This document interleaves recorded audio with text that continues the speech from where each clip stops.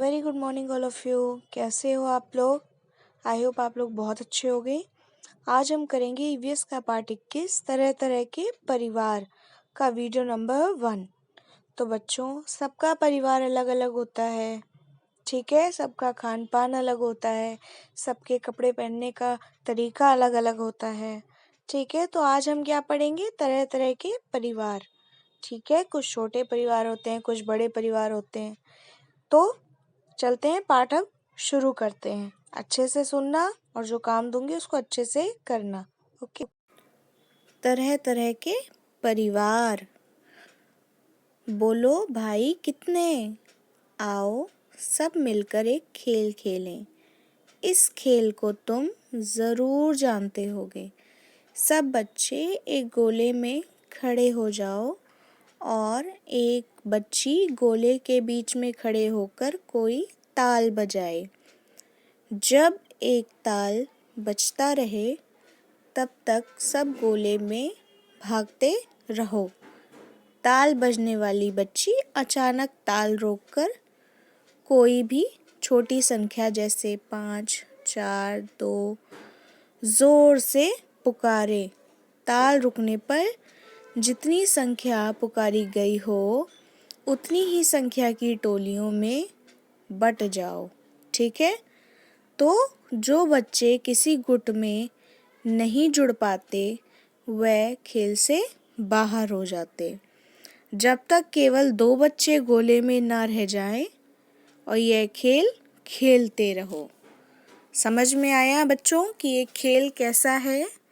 कि आप क्या करना है, एक लड़की है जो कि ताल बजा रही है और फिर उसके बाद से पीछे जो बच्चे हैं वो अलग अलग गोले में खड़े हैं। जब तक वो ताल बजा रही है तब तक उन बच्चों को अलग अलग गोलों में जाना है।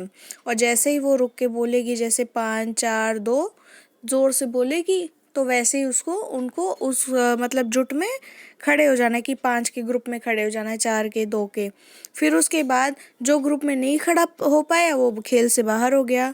और ये खेल तब तक चलता रहेगा जब तक 2 ग्रुप नहीं बन 2 लोग नहीं हो जाते, ठीक है, एक गोले में। अब आओ अब खेल के बारे में कुछ बातें करें, ठीक है। अब बच्चों, ये कुछ प्रश्न उत्तर हैं, इनका जवाब आप अपने हिसाब से दोगे। आपको क्या लगता है अगर ऐसा आपके साथ होगा, ठीक है।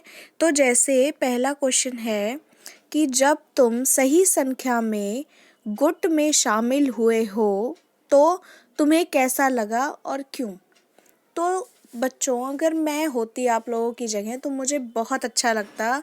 अगर मैं किसी गुट में शामिल होती तो मुझे बहुत अच्छा लगता, ठीक है। सबके साथ रहना मुझे पसंद है इसीलिए।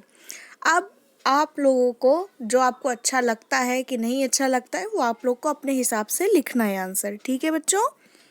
अब नेक्स्ट क्वेश्चन क्या है? अगर तुम किसी गुट में शामिल ना हो पाए तब तुम्हें कैसा लगा, क्यों? तो बच्चों, अगर मैं किसी ग्रुप में शामिल ना हो पाऊँ तो मुझे बहुत बुरा लगता है, क्योंकि मैं अलग अलग महसूस करने लग जाऊंगी, ठीक है। अब आप लोगों को जो अच्छा लगेगा या बुरा लगेगा आप लोग अपने हिसाब से लिख देना, ठीक है। सबको अपना लिखना है, ये नहीं किसी का देख के कॉपी करना है, ठीक है। अब नेक्स्ट क्वेश्चन क्या है? क्या तुम्हें लोगों के साथ रहना पसंद है? तो मुझे तो लोगों के साथ रहना बहुत पसंद है। आप लोगों को है? अगर आप लोग को है तो आप लोग हाँ लिखोगे, ठीक है। नेक्स्ट क्वेश्चन क्या है? तुम किन किन के साथ रहना पसंद करते हो? तो मैं अपने मम्मी पापा दादा दादी के साथ रहना पसंद करती हूँ। तो आप लोग किन के साथ रहना पसंद करते हो? अगर तुम्हें हमेशा अकेले ही रहना पड़े तो तुम्हें कैसा लगेगा? तो बच्चों, अगर मुझे हमेशा अकेले रहना पड़े तो मुझे बहुत बुरा लगेगा, ठीक है। तो आप लोग को जैसा लगेगा वो आप अपना बता देना, ठीक है। अब चलते हैं अगले पेज की तरफ, ठीक है। तो अब इसमें क्या दे रखा है बच्चों कि हम सब अकेले ना रहकर लोगों के साथ रहना पसंद करते हैं। सही बात है ना बच्चों? अकेले हमें अच्छा नहीं लगता, लेकिन सबके साथ हमें रहना बहुत पसंद आता है। हम सब किसी न किसी गुट में जुड़कर जीते हैं, चलो देखते हैं ऐसे गुट को जैसे गुरलीन, नागराजन और उनके बच्चे तान्या और समर। अब इनमें कौन कौन है? ये कौन है? गुरलीन। ये कौन है? नागराजन और उनके बच्चे तान्या और समर। ठीक है बच्चों, तो ये क्या है? गुट है। क्या है? गुट है।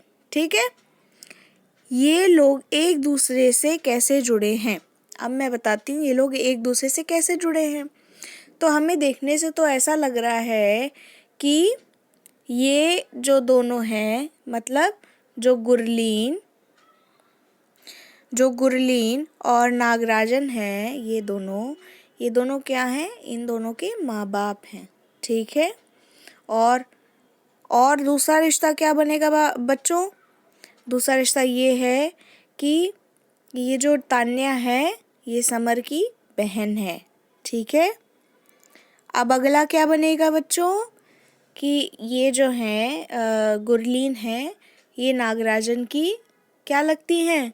पत्नी लगती हैं। ठीक है, तो इसी तरीके से क्या है? एक गुट में रहते हैं। ठीक है, अब जो चित्र तुमने देखा उसमें दिखाए गए लोग एक परिवार के हैं। ठीक है, ऐसे परिवार के चित्र या फोटो हम कई बार देखते हैं। कहाँ कहाँ देखते हैं हम ऐसा परिवार? क्या सभी परिवार ऐसे ही होते हैं? आओ अब कुछ परिवार के बारे में पढ़ें। ठीक है, तो अब हम कुछ परिवार के बारे में पढ़ने जा रहे हैं। जैसे सीतम्मा के बारे में पढ़ना जा रहे हैं कि जो सीतम्मा एक छोटे शहर गुंटूर में पुश्तैनी मकान में रहती है। ठीक है, मकान के नीचे दादा दादी, छोटे चाचा, बुआ रहते हैं। पहली मंजिल के एक हिस्से में सीतम्मा और अपने पिताजी, माँ और छोटी बहन गीताम्मा के साथ रहती है।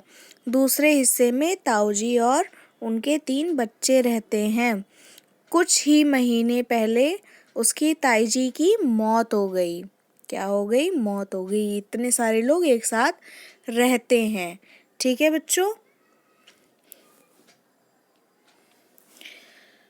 उसके बड़े चाचा और नई चाची अलग बरसाती के एक कमरे में रहते हैं। उनकी नई शादी हुई है। रात के खाने के पहले सीतम्मा की माँ सब बच्चों की पढ़ाई करवाती हैं। सबका खाना नीचे रसोई में इकट्ठा बनता है। कोशिश होती है कि रात को सब मिलकर खाएं।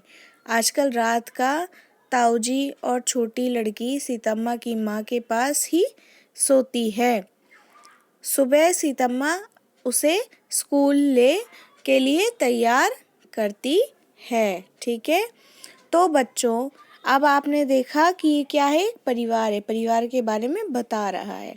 ठीक है, तो बच्चों इनका आंसर क्या है कि प्रश्न उत्तर। प्रश्न नंबर 1, सीतम्मा के परिवार में कौन कौन है? तो उत्तर क्या है इसका? सीतम्मा के परिवार में निम्न लोग रहते हैं। सीतम्मा, उसकी माँ, पिता, बहन, दादी, दादा, बुआ, ताऊजी के 3 बच्चे, बड़े चाचा, छोटे चाचा और चाची। प्रश्न नंबर 2, इन अलग अलग लोगों का आपस में कैसा रिश्ता है?